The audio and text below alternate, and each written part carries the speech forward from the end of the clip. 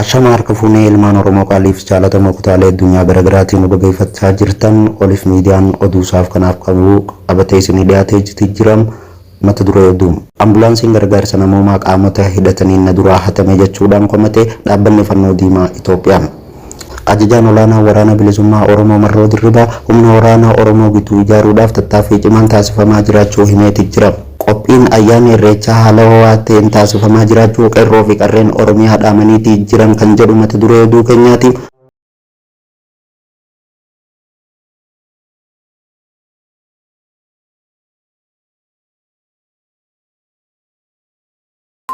Gama oduu bal'inaatti isinii ceenama. Waldaan fannoo diimaa Itoophiyaa ambulaansiin gargaarsa namoomaatiif itti gargaaramu waajjira naannoo Amaaraa magaalaa Finoota Salaam jiru keessa hidhattoonni humnaan jalaa fuudhan jedhee himateetii jira. Waldichi ibsa fulbina 20 bara 2023 baaseen ambulaansiin qabeenyummaan isaa kan waldaa fannoo diimaa Itoophiyaa waajjira damee lixaa Gojjaam ta'e Kibxata fulbina 19 bara 2023 akka jalaa fudhatame himeetii jira. Ambulaansichi kan fudhatame mooraa waajjira damee magaalaa Finoota Salaam jiru keessaa yoo ta'u kan fudhatames dirqisiisuudhaan jechuudhaan ibseetii jira.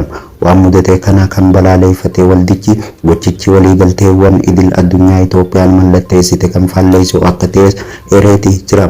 Gochichi waldichi hawaasichaaf tajaajila namoomaa akka kennuu danda'uuf gochi kun kaayyoo waldichaan ala ta'uu hubachuu qaamoleen gochicha kana raawwatan ambulaansicha waldichaaf akka deebisan ni gaafanna jechuudhaan waamicha isaa dhiyeesseetii jira. Waldichi itti dabaluudhaan hojjettoonni waldichaa guutumatti Itoophiyaatti bobba'an tolooltotaa fi ambulaansota dabalatee bakkeewwan bilisaan socho'anii hojjechuu akka danda'an nageenyi isaanii akka eegamu humnoonni hidhatan gochawwan akkasii kanarraa akka of qusatan hawaasichis gocha akkasii kana akka abaaruu fi ni gaafanna jedheeti jira.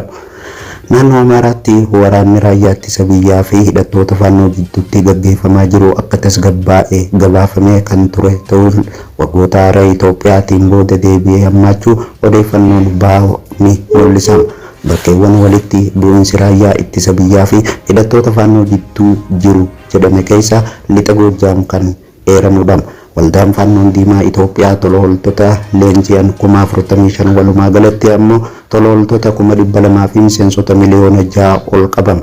Waldichi ambulaansota garaagaraa namoomaaf bobba'an 550 ol akka qabus aangawaan waldichaa ni himama. Oduulee keenya isa birootiin ajajaan waraana bilisummaa Oromoo Marroo Dirribaa humna waraanaa Oromoo gidduu ijaaruudhaaf tattaaffii cimaa taasifamaa jira jechuudhaan himeetii jira. Ajajaan waraanichaa kana kan jedhe eebba jajjabee zoonii lixaatti bana taasifame irratti.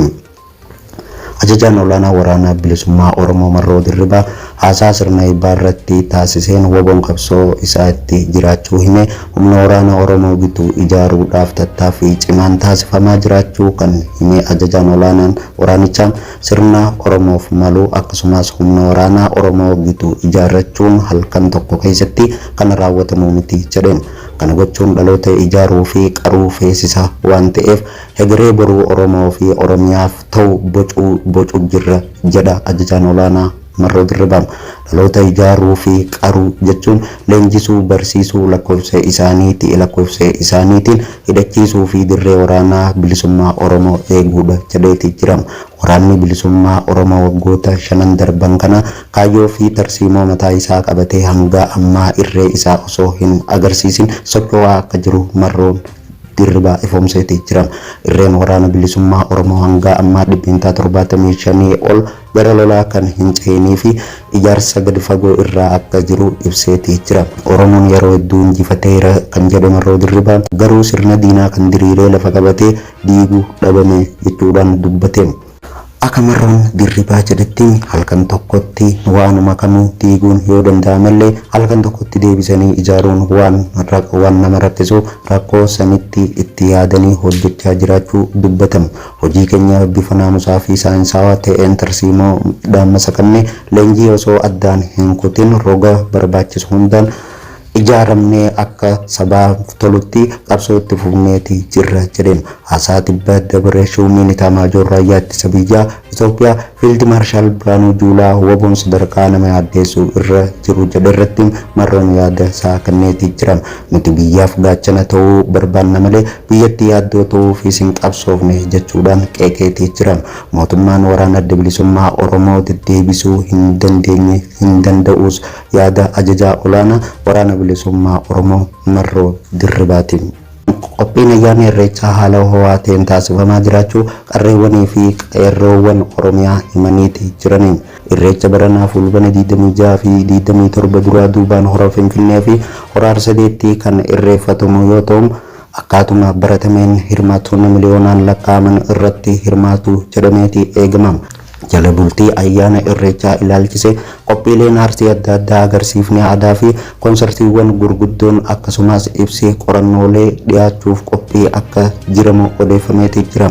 Ayyaanni irreechaa akka ayyaana qofaatti osoo hin taane dirree haaromsa waadaa qabsoo fi bakka kakuu tokkummaa Oromoo ta'uun waggoota 30 darbaniif tajaajileera jedhu qarreewwanii fi qeerroowwan godinaalee Oromiyaa adda addaa addattuu seenaa qabsoo Oromoo fi sirna adda irratti taasise keessatti yaadannoo guddaa qabaachuun yeroo hunda maqaan kan waamamu irreechi wareegamni irreechaa bara 2016 hora Arsadee gubbatti galmaa'e yaadannoo tokkummaa fi aarsaa dhaloota kanaa ta'ee yeroo hunda kan yaadatamu jedhu hirmaattonni. Oromoonni miliyoonotaan lakkaa'aman kallattii Oromiyaa hundarraa wal arguudhaan dirree itti nagaan wal gaafatan aadaawwan shubbisa uffannaa fi haala naannoo isaanii illee kan itti wal qoratan irreechi gaaddisa Oromoon hundinuu ilaalcha amantaadhaan osoo wal hin qoodin jalatti wal ga'uu ta'ee tajaajila jedhu qeerroo fi qarreewwan Oromiyaa irreechi guddichi malkaa ittiin saaqamu Horri Finfinnee bakka itti deebi'ee kabajamuu kan eegale yeroo dhiyoo ta'us haala ho'aa fi miliyoonota hirmaachiseen kabajamuu itti fufeetii jira.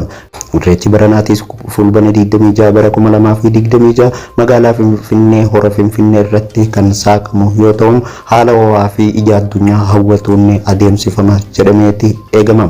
Fulbana 27 jechuunis barri irreechaa hora Finfinnee kan kabajamu irreechi hora Arsadeetis bifa ho'aa fi hawwattummaan isaa eegameen adeemsifamuuf magaalaa Bishooftuutti sochii seeneetii jira. Qophii ayyaana irreechaaf akkasumas miidhagina ayyaanichaaf kan oolan qophiileen jala bultiif torbaan irreecha adda addaa magaalaa Finfinneetti Bishooftuutti taasifamaa jiraachuun odeeffameetii jira. Konsertiiwwan muuziqaa agarsiisa aadaa fi waltajjiilee qorannoo adda addaa mootummaa fi dhaabbilee dhuunfaa adda addaatiin qophaa'aatii jiran. Addumaan ammoo manneen uffata aadaa hunduu miidhagina ayyaanichaa kan ta'e uffatoota aadaa qopheessutti xiyyeeffatanii jiraachuu maddeen adda addaa irraa odeeffameetii jiran. Irreecha ilaalchisuudhaan namoonni yaada kennan ummatni Oromoo irreecha dirree humna tokkummaa keenyaatti agarsiifnu ta'uu hubachuu irreechaaf haa qabsoofnu jechuudhaan himaniiti jirani. Ayyee kabajamtoota keenya qaalii fi jaalatamoo oliif miidiyaa irraa oduu isaaf kanaa qabnu kana ture oduutti aanuun angoola garruutti turtii gaarii isiniin jennam. Chaanala keessan katalee oliif miidiyaa laayik sheer sabskiraayib godhuudhaan nu cinaa dhaabbadhaa angoolitti deebinutti turtii gaarii.